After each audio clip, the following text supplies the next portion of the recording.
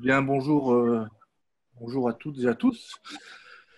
Merci de participer à cette énième édition des 5 à 7 du digital. Voilà, ce sont des rencontres qui sont nées avec évidemment la crise Covid-19 et qui nous permettent donc que la Mêlée, l'association La Mêlée a lancé, hein, mais qui est faite avec de nombreux partenaires. Donc aujourd'hui, c'est co-organisé avec le Pôle Action Média et l'Eurorégion qui se présenteront juste après.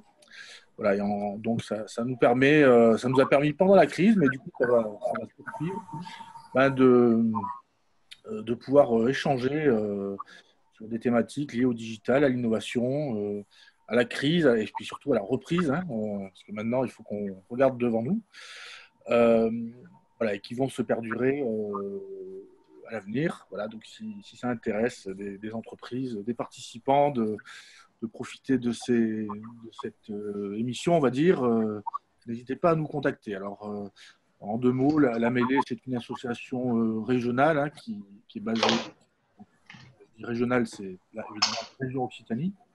Je dis ça parce qu'il y a peut-être des participants qui sont des autres régions, de l'Eurorégion ou d'ailleurs, puisque c'est un des avantages de ces webinaires, c'est qu'on a des participants d'un peu partout, plus de problèmes de déplacement. Et donc la Mêlée, qui est basée sur Toulouse et Montpellier, qui travaille sur tous les sujets liés à la transformation numérique, au talent lié au numérique, à l'innovation, enfin tout ce qui est lié à la digitalisation des entreprises et de notre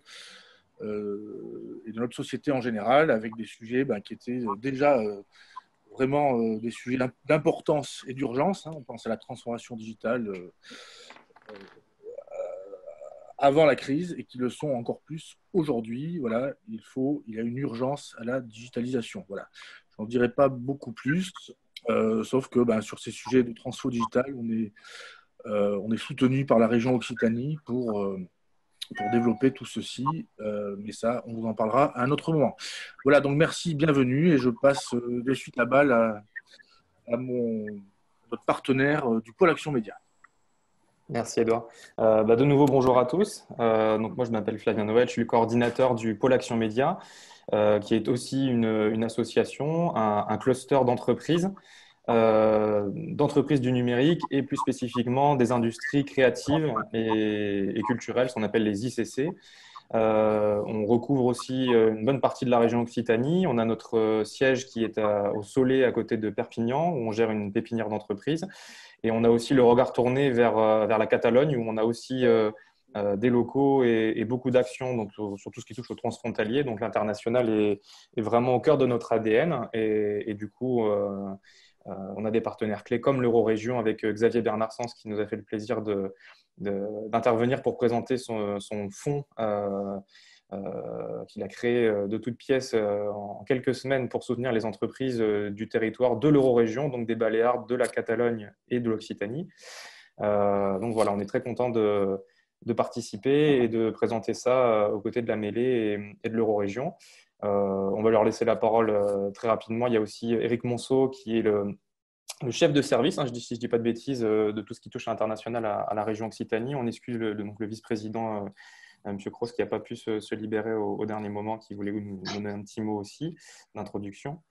Donc voilà, si vous voulez plus d'infos, on restera disponible bien sûr à la fin, que ce soit pour présenter le pôle Action Média ou même la mêlée pour nos entreprises aussi qui participent pour découvrir un petit peu tout ce qu'ils peuvent faire dans le numérique. Il y a des belles collaborations à faire entre tous les acteurs de la région et de l'Eurorégion. Si Pierre veut dire un petit mot aussi, Pierre Roca, donc, qui est le président du pôle Action Média et qui est le directeur aussi de l'IDEM, l'école d'audiovisuel et industrie créative, qui est basée au Soleil et à Barcelone. Donc, je laisse la parole à Pierre pour un petit mot. Bonjour, bienvenue. Content de pouvoir faire des choses en commun avec nos partenaires de la mêlée. Et puis, comme Fabien a tout dit et super bien, mais c'est vrai que moi j'aime dire que Je suis sur un truc sur présentation du fonds de soutien euro-régional Covid-19.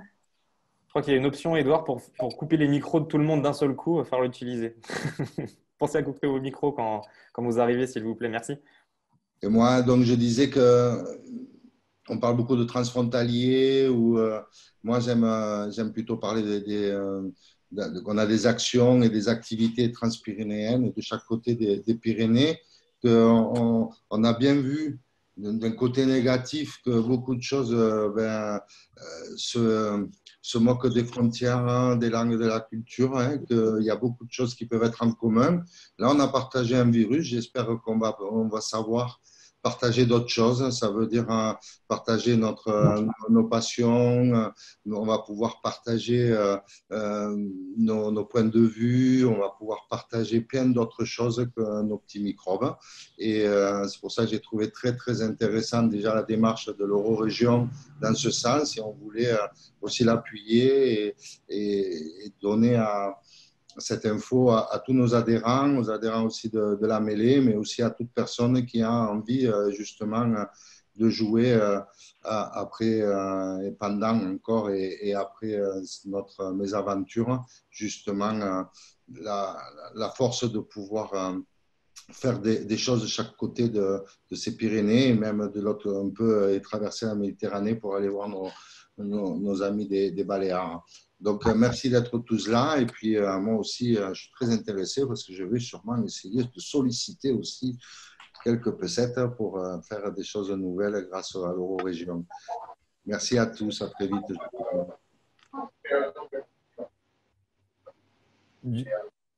Du coup, je vais me présenter, mais je vais laisser tout de suite la parole à Éric Monceau. Je vais, pendant que Éric présente en tant que représentation de la vice-présidente de la région Occitanie, je vais vous partager ma présentation. Éric, je te laisse la parole et comme ça, je mets à l'écran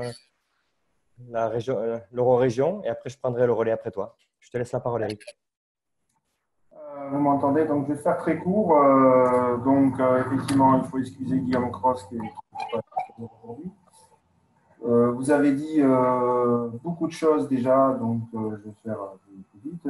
Pour nous, en tout cas, au niveau de la région Occitanie, l'important après cette crise, c'est de réagir. En tout cas, ça ne doit pas nous amener à refermer sur nous-mêmes, mais bien à poursuivre sur des nouvelles voies de solidarité, de coopération avec l'Union européenne, notamment entre voisins.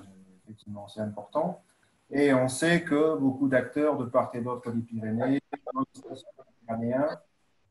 ont, depuis de nombreuses années, fait fi de ces frontières administratives pour construire ensemble des projets qui soient utiles, qui soient durables et au bénéfice d'un certain territoire. C'est pour ça que, au moment de cette crise, la région Occitanie, en étant persuadée qu'elle partageait son point de vue avec ses partenaires de la Catalogne, des îles Baléares, a proposé cette initiative d'un plan de réaction, un plan d'action, un plan de réaction régional pour venir en aide à la manière de l'Eurorégion, ses compétences particulières aux acteurs du territoire régional. Donc, on a mis en place un plan de soutien pour la vie en toute urgence grâce au travail de l'Eurorégion, donc voilà, qui nous vont vous présenter. Et c'est important donc de les remercier aussi parce qu'ils ont fait un travail vraiment conséquent dans un temps très très court. Voilà, je te passe la parole, Xavier.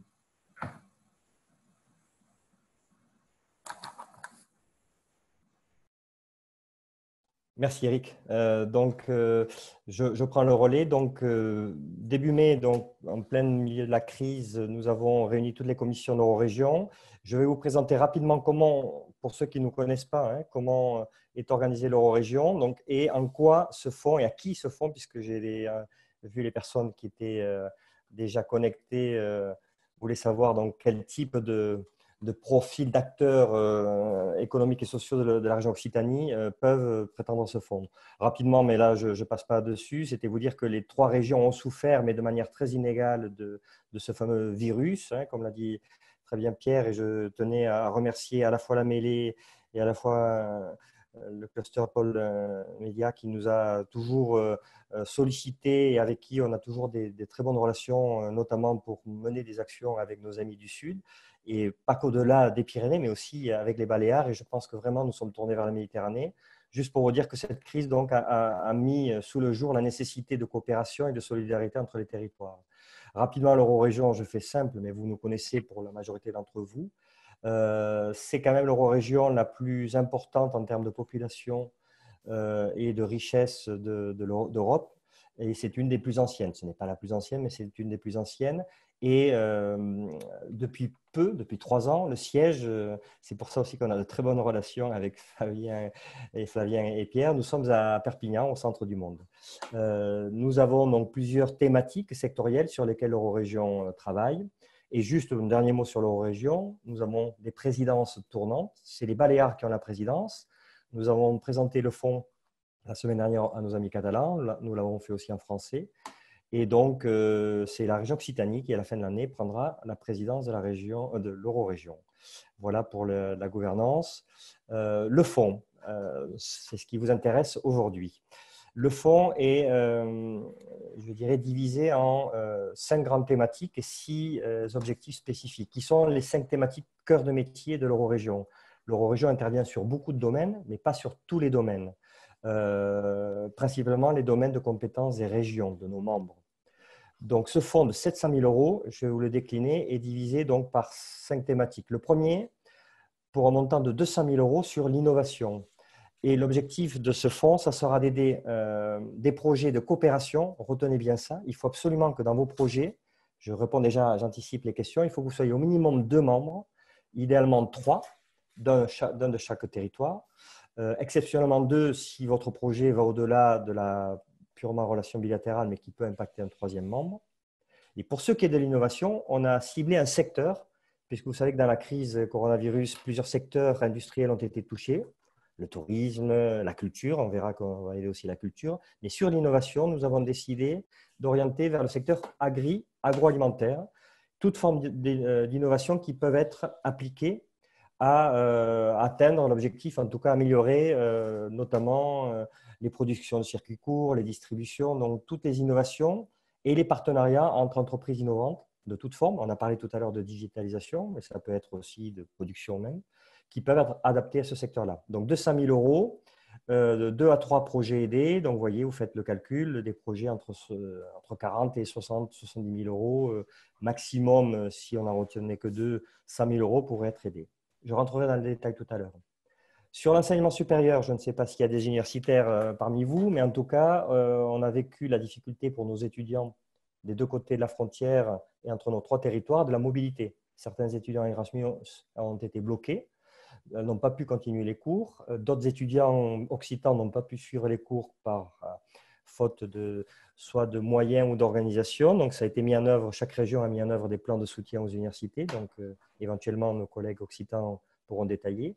Et nous, ce qu'on a mis en œuvre en plus, c'est qu'on aidera les universités qui, entre elles, permettront la mobilité à distance, c'est-à-dire de permettre à des étudiants qui n'ont pas pu ou qui sont bloqués de suivre les cours de Toulouse pour l'université de Barcelone ou celle de Majorque. Donc là, c'est 3 projets à 5 projets que nous aiderons pour un montant global de ce fonds d'aide enseignement de 100 000 €.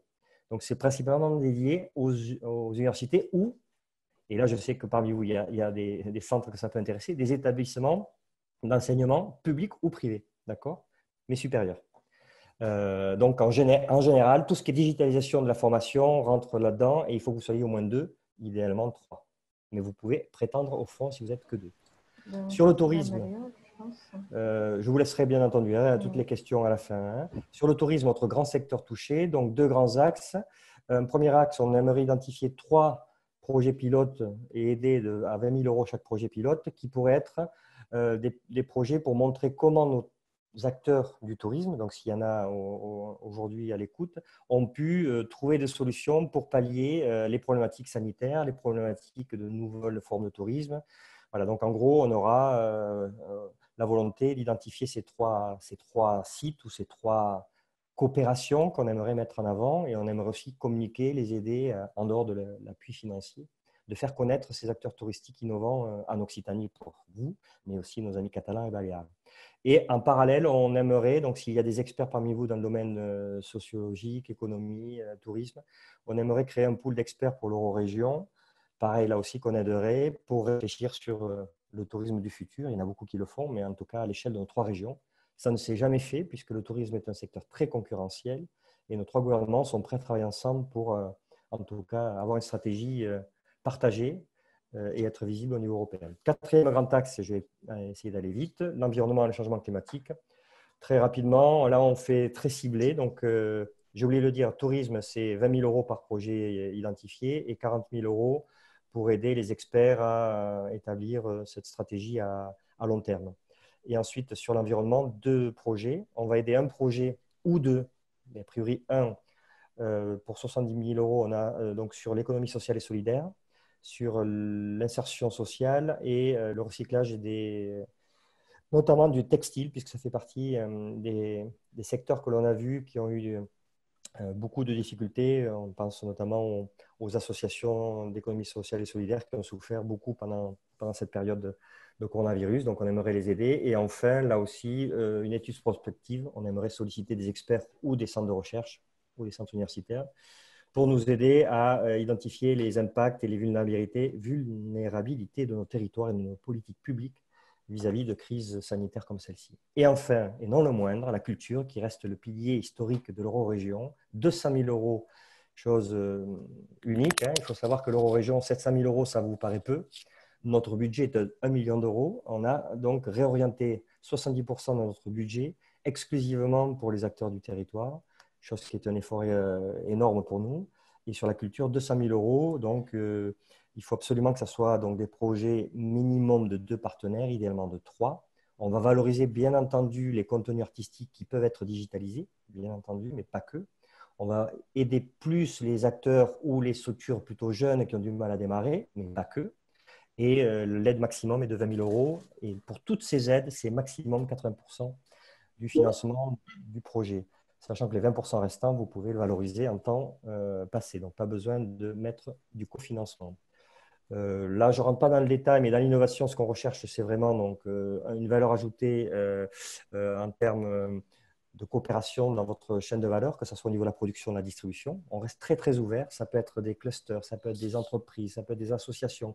On a même ouvert aux auto-entrepreneurs. Le principe, c'est qu'il y ait un partenariat, minimum de 2, idéalement de 3. Et dans l'innovation, bien sûr, une entreprise ou un cluster ou un centre de recherche qui apporte l'innovation et une entreprise, une association, une coopérative du domaine agricole ou agroalimentaire. Pour les universités, forcément des établissements d'enseignement, mais ça peut être aussi couplé avec une entreprise digitale. Il n'y a aucun souci, mais il faut que le noyau dur, ce soit les étudiants et les universitaires. Pardon, je suis allé trop vite. Et sur le tourisme, il faut tout type d'acteurs. Ça peut être des campings, des professionnels, des gîtes, des cabinets de consultants. On est ouvert à tout type de profil. Et pour l'économie sociale et solidaire, prioritairement, les entreprises de ce secteur. Enfin, donc pour les artistes, tout type d'artistes, ça peut être des auto-entrepreneurs, des associations, on aide vraiment tout type. Je rappelle, il faut qu'il y ait un partenariat, idéalement un par chaque territoire. Mais on reste ouvert s'il y avait un très très beau projet à 2. Je rappelle un peu les principes, je l'ai dit, donc 700 000 €, vous l'avez compris, divisé par thématique. Ce sont chez nous des commissions, donc nos départements, nos services de chaque région se réunissent tous les mois, tous les 2 mois. Donc, l'appel à projet est sorti le 8 juin. Vous avez jusqu'au 31 octobre pour répondre, donc vous avez le temps. Mais je vous suggère de ne pas attendre. Si vous n'avez pas trouvé le partenaire, on est là aussi pour vous aider. Quand je dis on, alors Eric Monceau a dit à remercier l'équipe de l'Eurorégion, mais l'équipe de l'Eurorégion, c'est aussi les régions. Donc, c'est tous les départements et services de chaque région qui nous aideraient à trouver vos partenaires si vous ne l'avez pas trouvé. Donc, le 8 juin, vous avez tout bien sûr disponible, téléchargeable sur notre site internet. Vous avez, je vais vous le montrer, un formulaire à remplir et le règlement qui est téléchargeable aussi sur le site. Je vais rentrer directement sur le… Vous verrez que c'est très, très simple. On a voulu faire le plus simple possible. Vous rappelez donc 80% maximum d'aide. On vous paiera une partie au début pour que vous n'ayez pas de problème de trésorerie. Et on paiera a priori le chef de file et après qui reversera à son partenaire. Mais on peut aussi, selon le projet, payer directement chaque partenaire si c'est votre demande. On reste ouvert. C'est vraiment ça l'idée. S'il y a des entreprises parmi vous, on est obligé, on est soumis, c'est la règle, même si ça a été assoupli au niveau européen. Je sais qu'il y a certaines personnes, notamment Claire Savergès, qui écoutent. Il y a eu des assouplissements faits quant aux règles minimis, mais dans tous les cas, les montants, pour ceux qui ont déjà eu des aides européennes, vous devez être soumis et remplir ce vous allez le voir, un certificat comme quoi vous respectez ces limites-là qui est de 200 000 € sur les 3 dernières aides, enfin derniers exercices fiscaux. Voilà, je rentre maintenant sur le formulaire. Il est hyper simple, c'est un Word avec des menus déroulants. Donc, vous devez choisir. Alors, je réponds aussi aux questions. Vous pouvez présenter plusieurs projets, ce n'est pas limité, mais vous devez choisir à chaque projet un seul axe prioritaire. Vous vous souvenez, les 5 thématiques, là. Environnement, culture, vous en choisissez qu'un. Après, si vous voulez poser un autre projet sur un autre secteur, je sais que certains d'entre vous ont beaucoup de projets dans la tête, vous pouvez en proposer un deuxième. Et vous choisissez, donc vous devez déposer 2 formulaires si vous avez 2 projets. D'accord ? Et vous le déposez un seul pour tous vos partenaires.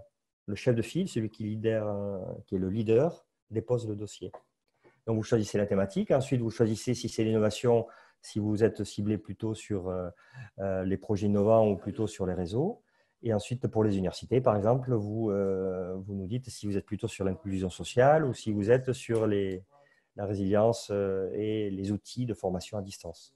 Vous pouvez cocher plusieurs ou un seul des objectifs. Le plus étant le mieux. Si vous avez plusieurs objectifs, vous avez encore plus de chances d'être retenu.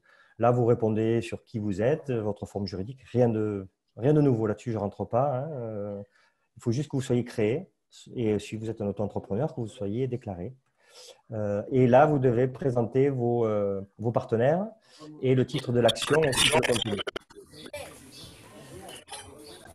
Et après, un petit budget détaillé, mais assez succinctement, où on vous demande de décrire vos dépenses, puisque c'est sur cette base-là, vos dépenses et bien entendu les 20% au minimum de recettes que vous mettez de l'autre côté, que l'on accordera ou pas l'aide. Donc, vous devez quand même prouver que vous allez avoir des dépenses et nous, on vous demandera juste de nous prouver que vous avez bien réalisé ce que vous avez dit que vous avez fait. On n'est pas l'Europe, donc on est beaucoup plus souple en termes de contrôle. Mais on vous demandera quand même un petit rapport au final pour dire que vous avez bien fait ce que vous avez dit au départ. Les justificatifs, c'est hyper simple. Vous faites le calcul, il y a 6 pièces. Et après, pour vous payer, bien entendu, les références bancaires. Rien de nouveau sous le soleil pour les personnes comme vous qui avez l'habitude de faire des projets, que ce soit avec des fonds européens ou des fonds nationaux ou régionaux. Si vous allez sur le site de l'Eurorégion, vous trouverez une petite vidéo et donc vous faites eurorégion.eu, vous allez donc à fonds de soutien et vous trouverez donc ce règlement que je vous ai succinctement présenté ainsi que le formulaire. Toute l'équipe de l'Eurorégion, donc là je suis que la partie émergée de l'Eurorégion, sans mon équipe technique, et nous sommes 8 personnes, 9 maintenant, ce sont elles qui restent à votre disposition pour vous aider à trouver les partenaires. Vous téléphonez ou vous allez sur le site et vous avez tous nos mails et contacts. Voilà. Moi-même, Xavier Bernardson, dans le directeur, je reste à votre disposition. J'ai essayé de tenir moins d'une demi-heure, 20 minutes, donc ça laisse beaucoup de temps aux questions. J'imagine qu'il y en aura beaucoup. Voilà, Flavien, je ne sais pas qui, ou Edouard, je vous laisse la parole. Merci Xavier. Du coup, on a pas mal de questions qui remontent dans le chat. Donc, Edouard, si ça te va, je vais distribuer la parole, enfin remonter parce qu'il y en avait quelques-unes. Vas-y.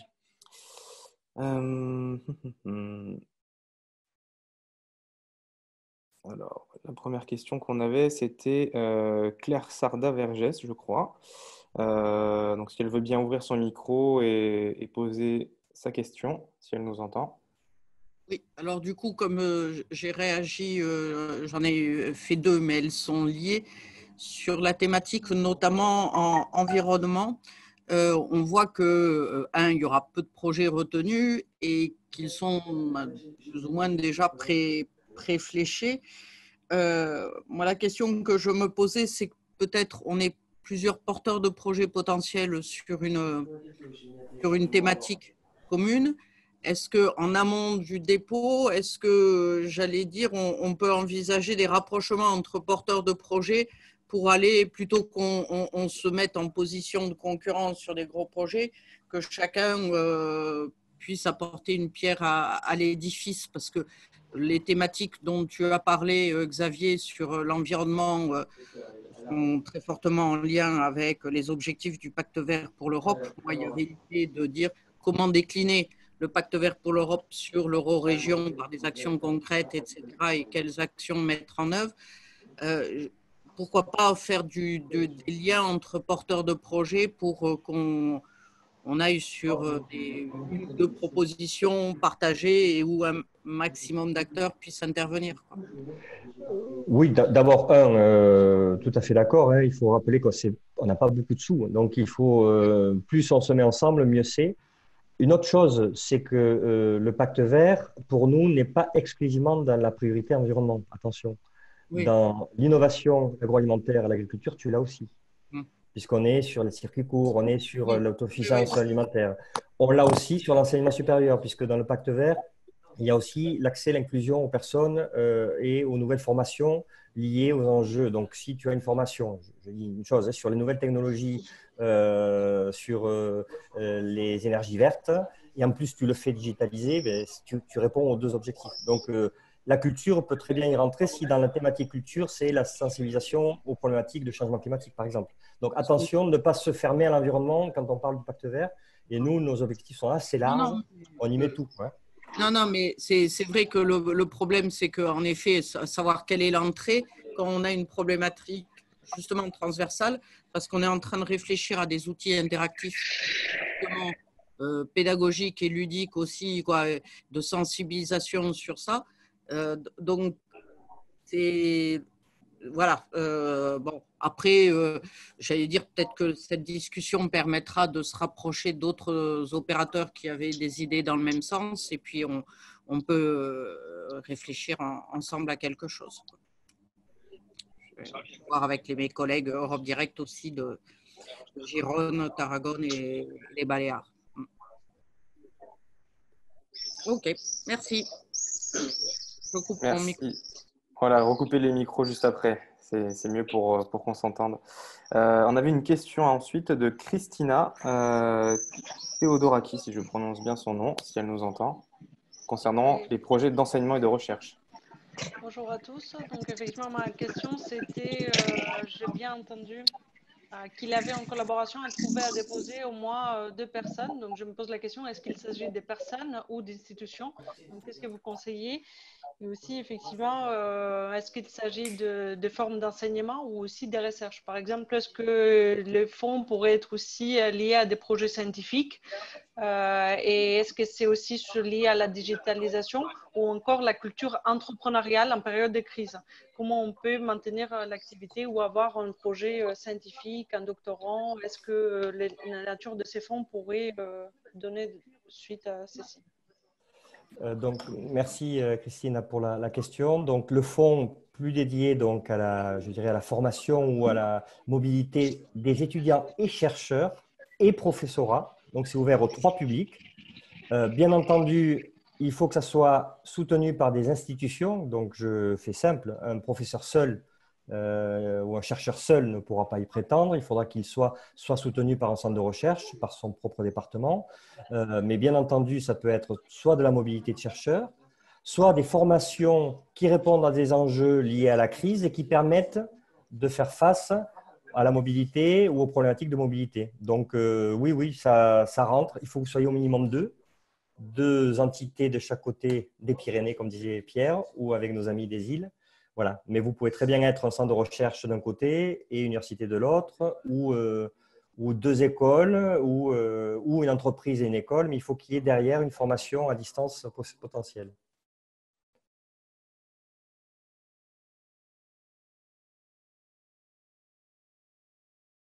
Merci pour cette question. On va en prendre une suivante. C'était Estelle qui avait des questions sur les films, les projets audiovisuels qui seraient éligibles ou non au fonds.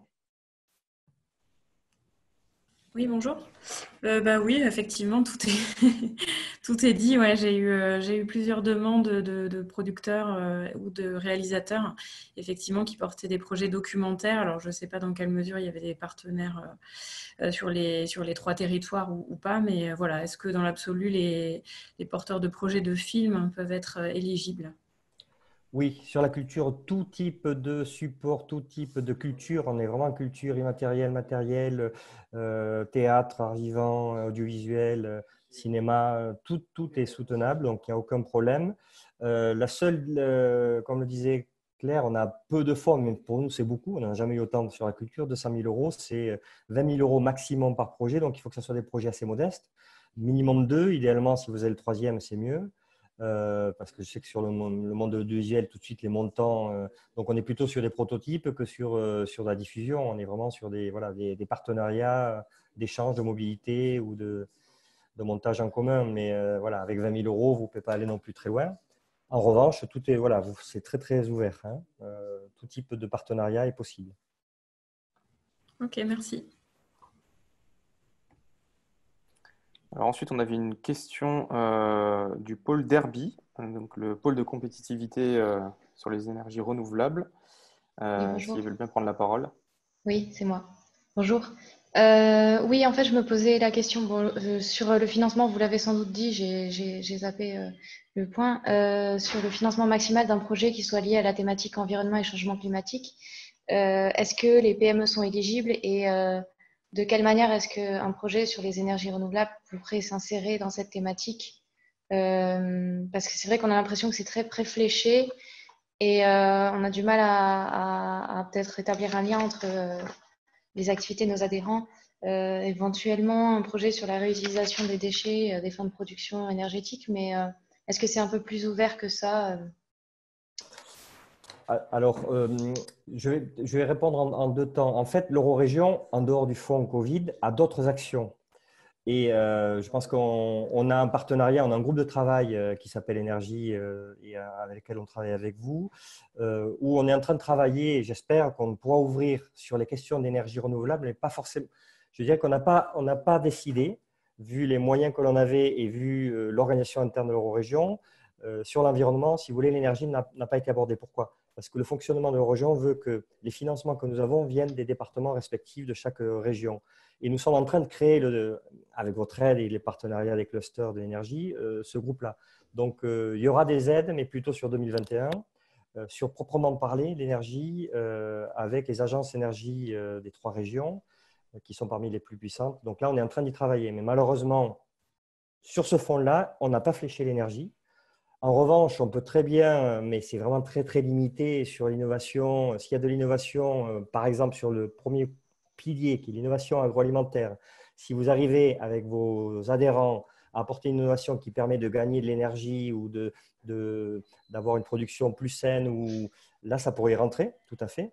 Mais c'est vraiment très, très ciblé, d'accord? Ouais. Sur l'énergie proprement parler, on est en train de travailler un projet pilote avec le Horizon Europe au niveau européen, mais ça, c'est pour 2021-2022. Donc, on continue à travailler avec d'autres fonds, donc on reviendra vers vous, je vous tiendrai au courant. Mais malheureusement, ce fonds-là, il est très, très limité pour ce qui est des questions énergétiques. Mais ça ne veut pas dire qu'on n'en fera pas 2021. Ok, je vous remercie. Alors ensuite, on avait une question de Caroline Broulet concernant les partenaires, comment ça fonctionne dans le tourisme notamment. Oui. Pardon, allez-y. Pardon, excusez-moi, j'allais du coup poser ma question. Allez-y, allez-y. En fait, c'était sur la partie tourisme, parce que vous parliez, je ne sais pas si j'ai bien compris, mais du coup, vous parliez de partenaires. Alors, j'ai compris qu'il fallait être minimum 2, voire 3. Comme il y a aussi 3 régions, est-ce qu'il faut que chaque partenaire s'occupe d'une des régions? C'est comme ça que je l'avais compris. Est-ce que ça veut dire que si le projet est déjà porté par 3, il faut qu'il y en ait un qui aille dans chaque région, ou il vous faut obligatoirement une société portée dans chaque région? Alors, en fait, pour le tourisme, c'est un peu à part parce qu'on a laissé un peu plus libre pour le tourisme. Normalement, en théorie, pour tout projet que l'Eurorégion soutient, il y a un chef de file. C'est le principe des projets de coopération territoriale en Europe. C'est-à-dire qu'il faut que vous décidiez qu'il y en a un d'entre vous qui va porter un petit peu le projet plus que les autres. Ce un, il doit être d'une des 3 régions. Et après, le deuxième et le troisième doivent être forcément de l'autre région. D'accord? Et pour le cas du tourisme, on a un peu fait différemment. On s'est dit qu'il faudrait que dans chaque région, donc ça vous dédouane de trouver forcément un partenaire, donc c'est plus simple pour vous, c'était qu'on voudrait que chaque région ait un projet pilote. Si ce projet pilote a un partenaire de chaque côté de la frontière, encore mieux. Mais exceptionnellement pour le tourisme, il faut que vous ayez dans votre projet pilote des partenaires. Je prends le cas d'un camping, j'en sais rien, ou d'une chambre d'hôte. Eh bien, elle va peut-être, dans le cas de l'énergie renouvelable, avoir un projet super innovant pour dire je vais mettre en place un réseau qui n'a pas été encore fait pour j'en sais rien, diminuer l'impact du changement climatique sur mon réseau de gîtes. Donc, si ça, c'est vraiment innovant et que ça ne s'est pas encore fait, on peut vous retenir comme projet pilote. Vous n'êtes pas obligé d'avoir quelqu'un du Sud. C'est le seul cas dans le tourisme où on ne vous demande pas un deuxième partenaire. Mais si vous en avez un autre qui fait la même chose et vous vous mettez ensemble, c'est un plus. Et c'est limité à 20 000 euros. D'accord ? Donc, c'est le seul cas où on peut accepter. S'il est vraiment innovant, il faut faire quelque chose de très, très nouveau qui réponde aux enjeux, soit de sanitaire, liés à la crise, soit futur par rapport au changement climatique ou aux problèmes de nouvelles formes de tourisme, notamment que l'on va avoir dans les prochaines années. Voilà, donc c'est ça l'idée, c'est que chaque territoire mette en avant des pratiques qui peuvent être modèles et répliquées dans les autres territoires. C'est plus l'idée de réplique. Donc, pas obligé d'être à deux, mais suggérer d'être à deux. Alors, là, pour le coup, c'est un projet qui est déjà porté par 2 ou 3 personnes, mais qui ne sont pas une dans chaque région. Je pensais qu'il fallait peut-être qu'il y en ait une qui soit genre en Occitanie, puis l'autre dans les Baléares, puis non. Voilà. En théorie, c'est ça, mais sur le tourisme, c'est l'exception qui confirme la règle où vous pouvez être 3 de la même région. Et en termes de partenaires, si c'est une offre ou une solution qui s'adresse de façon globale à tout le milieu du tourisme sans avoir un partenaire attitré, il faut quand même en avoir un attitré. Comment ça se passe? Bah, après, idéalement, c'est d'avoir 2. Mais si vous êtes vous-même en partenariat avec un réseau, j'en sais rien, hein, de gîtes ou de camping, après, c'est vos cibles. Donc, c'est acceptable. C'est acceptable si vous touchez tous les secteurs. Mais voilà, il faut que le Il faut projet… qu'il y ait un réseau ou un partenaire identifié quand même. Voilà, ben oui, il faut que votre projet, il faut que votre projet ait un impact sur le territoire occitan en minima et il faut qu'il puisse être réplicable. Si votre projet n'est pas réplicable sur le Sud, il ne nous intéressera pas. C'est-à-dire que si vous faites quelque chose, j'en sais rien, hein, qui est purement occitan et que les Catalans, ils n'en ont pas intérêt, ni les Baléares, ça sera difficile. Donc, mais dans le monde du tourisme, vous avez tous les mêmes problématiques. Donc, j'imagine que ce que vous avez comme problématique en Occitanie, nos collègues du Sud ont la même. Merci. Alors, on avait une question qui était arrivée par mail de Estelle Baris, mais à première vue, ça a déjà été répondu donc, sur le financement éventuellement de documentaires. Donc, à moins qu'il y ait des précisions autres à apporter plus spécifiquement, je pense que là-dessus, on est bon. Ensuite, on avait une question de Gilles Lucato. Donc, s'il est encore là, je le vois. Je suis là. En fait, ce n'était pas vraiment une question, mais si jamais il y avait pléthore de bons dossiers déposés et pas assez de financement, on peut peut-être se mettre autour de la table pour regarder s'il y a des projets qui pourraient être financés avec du bilatéral Eureka Eurostar. Et donc, pour rattraper des bons projets. Tout à fait. J'ai oublié de le préciser et merci Gilles pour cette idée. Nos commissions, en fait, ont les principales agences de développement économique pour l'innovation, donc ADO qui est avec Axio, hein, qui sont parmi les plus puissantes en Europe. Et donc, on peut très bien réorienter vers les fonds respectifs bilatéraux des régions, tout à fait. Mais ça serait à ce moment-là, voilà, pas des fonds régionaux, mais bien des fonds que chaque région pourrait mettre. Mais ça dépendra de chaque commission, de chaque membre. Mais en effet, c'est une piste. Donc, dans tous les cas, les bons projets qu'on ne peut pas soutenir, on les fera circuler dans nos réseaux et nos agences régionales.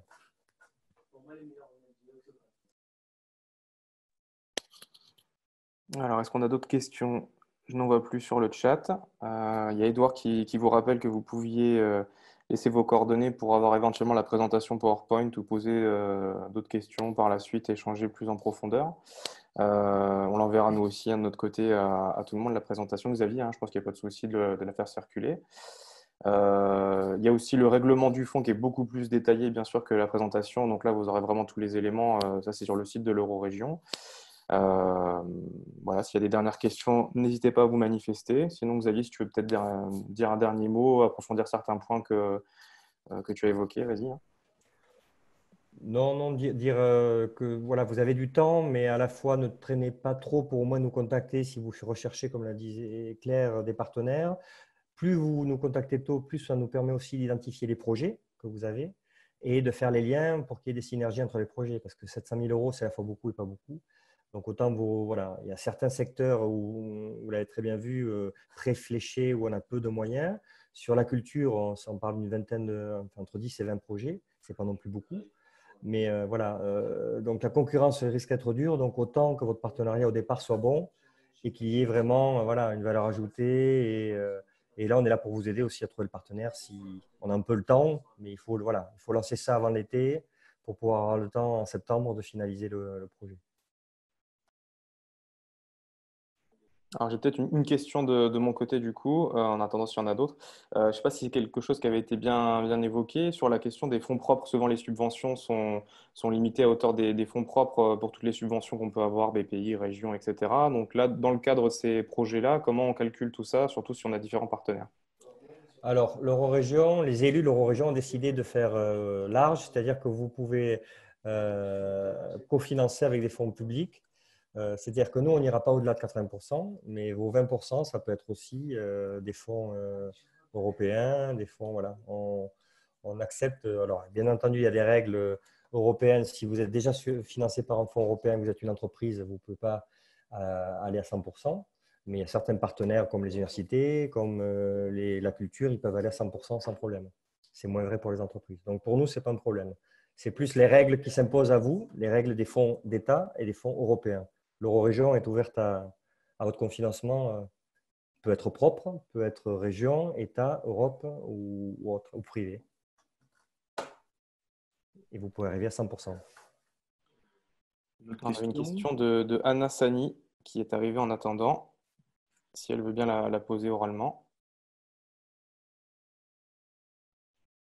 Est-ce que Anna nous entend? Oui, je vous entends. Du coup, c'est son collègue. Je voulais savoir si c'était possible de faire des projets d'éducation à l'image. Voilà. Non, très, très bienvenue. Alors, on en a déjà eu à l'Eurorégion, dans l'appel à projet dit classique culture. Pour ceux qui ont l'habitude de répondre à l'appel à projet culture de l'Eurorégion, cette année, il n'y en a pas. Il est substitué par celui-ci, mais qui a plus de fonds. Donc, bien entendu, l'éducation à l'image rentre dedans. Si en plus c'est destiné à des jeunes, si en plus c'est destiné à l'insertion sociale à travers la culture, encore mieux. Alors, on a une autre question. C'est bien, les questions entraînent les autres questions. N'oubliez pas, si vous voulez poser vos questions, vous avez le petit bouton converser pour poser vos questions dans le chat. Et après, on vous distribue la parole. Pour ceux qui cherchaient depuis tout à l'heure, c'est dans le chat qu'on peut poser ces questions. On a Yves Beaumenel d'Illusion et Macadam qui voulait poser une question également. Oui, tout à fait. Merci pour l'initiative, en tout cas, parce que je vois que c'est intéressant, en tout cas, de discuter de ces projets de coopération. On en a mené il y a bien longtemps avec Octopus, la fédération avant mardi à l'époque, sur l'Eurorégion avec Casas de Musica. C'était un super projet, j'avais tiré beaucoup d'enseignements. Je voulais juste savoir si vous aviez une réciprocité par rapport à une sorte de liste de porteurs de projets de Catalogne ou de Baléares qui chercheraient des partenaires en Occitanie côté culturel. Nous, à l'Eutropisme, il y a Illusion et Macadam, on est plutôt dans les arts numériques, le jeu vidéo, ça c'est les résidents, tout ce qui est arts numériques, c'est plutôt de l'autre côté avec Bipolar. Et c'est vrai que s'il y a des partenaires, vu les délais, c'est plus intéressant aussi de se greffer à des projets qui chercheraient des partenaires ici. Alors, c'est vrai que ça fait partie des grands projets, la fameuse bourse au projet euro-régionale qu'on a beaucoup de mal à mettre en œuvre. En revanche, ce qu'on peut faire, puisqu'en fait, il faut savoir que chaque région a ses départements très segmentés par thématique culturelle et c'est difficile d'en faire, même au niveau des régions, d'avoir une vision globale, donc encore plus difficile au niveau de l'euro-région. En revanche, à quoi on peut nous s'engager, c'est vous nous dites, moi je cherche ou je sais faire ça. Je sais faire ça, je souhaite faire ça, et nous, on s'engage à consulter, puisque c'est aussi leur boulot, nos collègues qui sont là aujourd'hui, d'aller identifier ou d'aller vous chercher les partenaires. Mais il faut que vous nous disiez ce en quoi vous êtes bon et ce que vous cherchez. Et comme ça, là, sinon, je n'ai pas de liste, malheureusement, c'est vraiment à la carte. On aimerait faire cette bourse-là, mais on n'a pas réussi à le faire en 3 ans que je suis là. C'est sûr que c'est vague, en plus là il faut agir très rapidement. Je suppose que Catalan Arts et aussi leurs collègues des Impresa Cultural et du film sont dans la boucle aussi. Oui, parce qu'en fait, on ne l'a pas dit, mais on a fait cette même présentation aux acteurs culturels catalans et bien entendu, on diffuse donc la Generalitat, donc moi je travaille directement avec le secrétaire général de la culture. Eux, ils ont des projets qui arrivent. Donc, si vous nous envoyez vos contacts, je les ferai suivre et puis on essaiera de vous mettre en relation. Super, merci. Alors, ceux qui ont les micros ouverts, merci de penser à l'écouter. Je crois que c'est du côté de Estelle Baris qui a Le micro ouvert, Edouard, si tu arrives à avoir la main, voilà. Une autre question qui est arrivée, Natacha Bellem, si elle veut bien ouvrir son micro et poser sa question de vive voix. Oui, alors moi je me présente, je suis Natacha Belem, je suis autrice et puis je suis artiste tout court. Et en fait, j'écris beaucoup, j'écris à la fois de la poésie, mais je suis également professeure de physiologie, psychologie vocale pour des gens en handicap ou des gens qui ont besoin de travailler. Je me pose la question quel partenaire et à qui partager afin que cela puisse justement être diffusé et trouver justement de ce fait les partenaires éventuels dans d'autres régions. Parce qu'en fait, je fais plusieurs choses et à la fois l'écriture, à la fois les cours qui sont des super cours de prise de conscience de l'être. Donc, en fait, je cherche à savoir comment je peux vous présenter ça. J'ai un site, maintenant, mais à qui le partager, à qui le proposer? Alors, la première phase, c'est tout de suite parce que j'ai des charges de mission. Donc, en l'occurrence, c'est Lorena Avelenda qui s'occupe de la culture. Déjà, c'est nous faire parvenir un peu ce que vous faites. Et ensuite, il faut aussi, c'est le travail qu'on vous demande, un peu de réflexion, c'est parce que c'est de dire comment vous pourriez, qu'est-ce que vous pourriez apporter, partager avec ceux de l'autre côté de la frontière. Il faut vraiment que ce soit un projet, c'est-à-dire qu'un projet individuel, il faut qu'il devienne collectif. Donc, s'il n'y a pas cette phase de réflexion ou au moins de proposition, parce que nous, on connaît beaucoup de monde, mais on ne peut pas faire votre travail de dire qu'est-ce que moi je peux apporter de l'autre côté ou ce qu'on peut faire ensemble. Il faut réfléchir à qu'est-ce que je peux faire ensemble. Parce que si vous êtes un auto-entrepreneur ou en l'occurrence un professeur, il faut que vous puissiez, avec vos méthodes, dire est-ce qu'on peut faire un réseau? J'en sais rien, j'invente. Un réseau de gens qui prônent la même mode d'enseignement à distance avec les nouvelles technologies et puis le bien-être, j'en sais rien. Il faut qu'il y ait de l'autre côté le répondant. Donc, les réseaux peuvent répondre. Un réseau d'experts ou de professeurs ou d'enseignants de votre domaine peut très bien être un réseau régional pour y rentrer dedans. Mais il faut que ça soit vraiment qu'il y ait un impact pour que les habitants… Il ne faut pas oublier que nos élus nous demandent qu'il y ait un impact pour nos habitants. Et vous êtes les habitants, les citoyens, quoi. Si c'est un projet purement individuel, entre guillemets, il faut que ça se voit aussi vis-à-vis des publics cibles. D'accord. Très bien. Merci beaucoup. Avec plaisir. Je pense qu'on a fait le tour des questions pour l'instant. Donc, Edouard, je ne sais pas si tu avais quelque chose à ajouter ou éventuellement Pierre, mais je pense qu'on a fait un peu le tour du sujet. Pas grand-chose à ajouter. Merci pour les présentations. Si la seule chose à ajouter, c'est qu'avec la mêlée, le pôle action média, on a commencé à travailler justement dans cette dimension de partenariat avec nos régions voisines et que donc on serait très heureux de pouvoir échanger sur ces points au-delà du projet actuel qui est qui a été une opportunité à présenter à tout le monde et aux associations, aux entreprises, etc. De voir comment avec l'Eurorégion on peut aller plus loin sur des actions. Alors évidemment, nous, des actions qui sont notre cœur de métier de digitalisation. Voilà. Et c'est vrai qu'autant, alors nous on est très occitanien, donc on a quelques contacts en Catalogne, mais notre partenaire du pôle Action Média en a encore plus. Et alors c'est vrai que les Baléares, en dehors d'une plage il y a quelques années, je n'ai pas plus de connaissances de l'écosystème là-bas, donc ça pourrait être intéressant de créer des choses ensemble. Donc voilà, on est à votre disposition sur tout ceci. Je prendrai votre proposition au bon, puisqu'en effet, on travaille avec des réunions d'interclusters thématiques. Et c'est vrai que dans votre domaine, on ne l'a pas encore fait.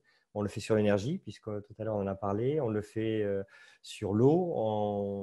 On le fait sur la culture, avec les acteurs Occitanie Seine et autres acteurs des deux côtés des Pyrénées. Mais pourquoi pas dans le digital? Ça ferait partie aussi des actions à mener en dehors du fonds Covid. L'Eurorégion continue aussi en parallèle à travailler les réseaux. Donc, avec grand plaisir.